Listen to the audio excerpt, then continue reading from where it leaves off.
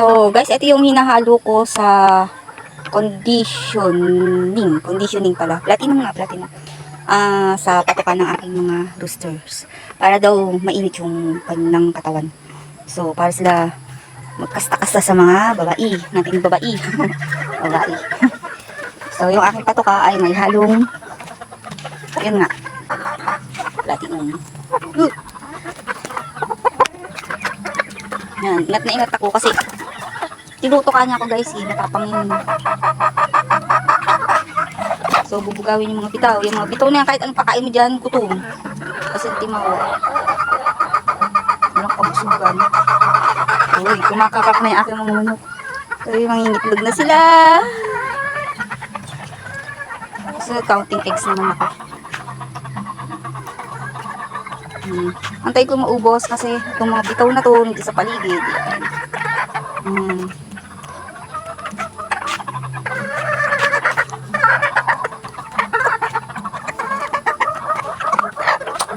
Iba yung pagkain ng aking mga bitaw.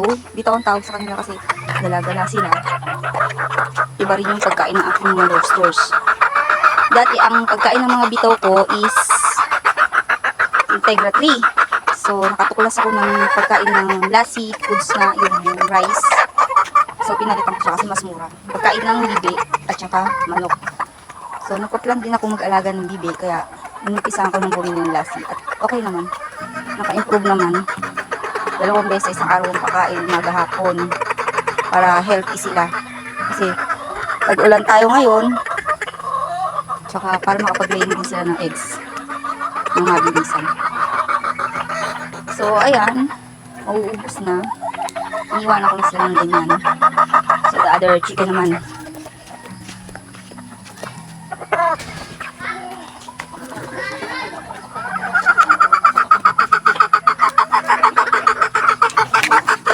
Yan. Hindi ko pa nilalapag. Gutoms na. Yan, dagdagan ko lang ng konti. Gutoms na siya.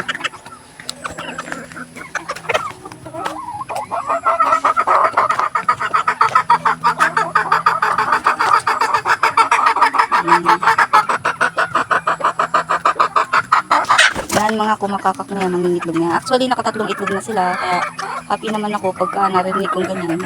Another laying eggs na naman.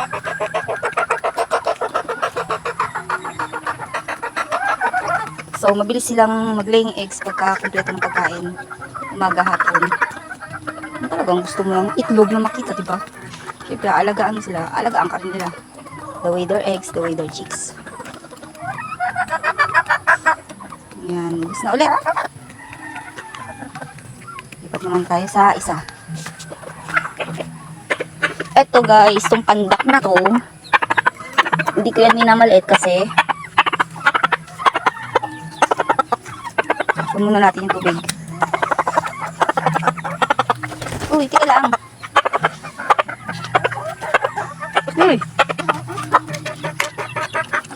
Itong bansot na to, 3 beses na yan nanalo guys. Farm yan. Ito nyo yung ano niya sa likod, sa back. Meron siyang red. Sa farm ito nang galing. Binili ito ng asawa sa farm. So guys, ano na to? 3 beses na ito nanalo. Win na win talaga. So, unang talo niya, may tahi siya sa 2 beses pa lang. Unang talo niya, may tahi, unang panalo niya, may tahi siya sa tagiliran. Tapos, yung pangalawang panalo niya, may tahi siya sa stomach. Pero, survive pa rin siya.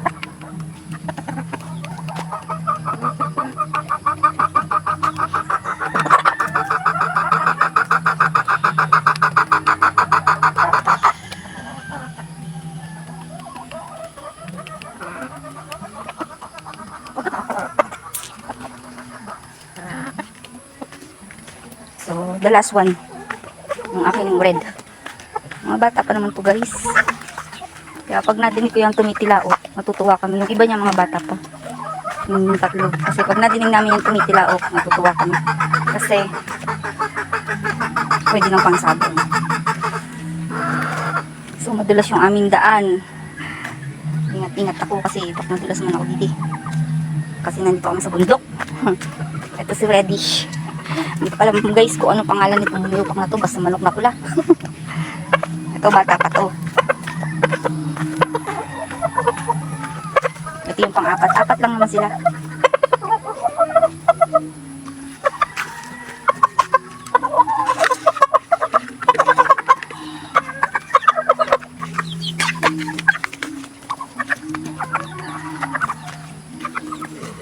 Sundan natin ng konti.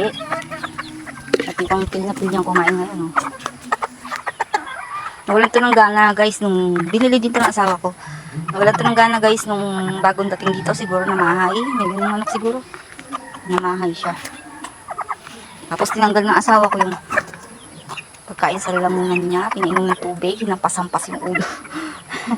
Hindi ko na pinakita kasi bawal ata sa YouTube yun. Hinampasampas yung ulo at lumabas yung mga kinain. Ganun daw ang gagawin pagka hindi natutunawan yung manok. Papainumin mo siya sa bibig, gagalaw-galawin mo yung butche, tapos hihampas-hampas mo yung ulo sa lupa. Huwag mo patatamaan yung sa lupa. Hayaan mo lang lumabas yung pagkain sa lalamunan. Tapos pinainom niya ng gamot. Ang gamot na pinainom niya Betracin. 2 beses na lang pinainom, 2 beses sa isang araw. Tapos gumaling na siya. Siguro namahay lang, dumating siya dito. Binilit na to ng asawa.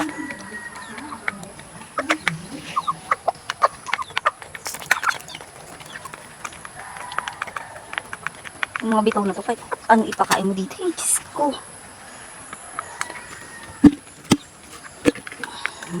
Guys, kung bago ka sa channel ko, don't forget to subscribe my channel guys para updated kayo sa next my video. Actually, papainumin ko pa pala sila. Siyempre, pagkatapos natin magpakain ng manok, papainumin sila natin ng malinis na tubig. Yun guys, masaya ng asawa ko sa pagkaalaga ng manok kasi na-clean yung tubig. Yung galing talaga sa Manila po, so dito dun sa gurong sapa. Painumin natin sila. Tapos kumain, painumin syempre.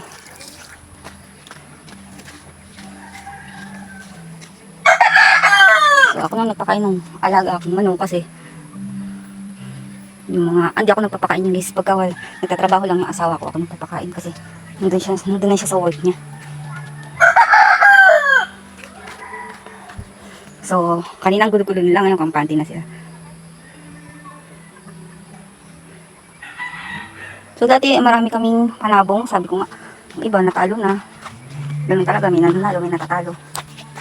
So, ito guys, bata pa to. Pero kung, ayan, tumitila na siya.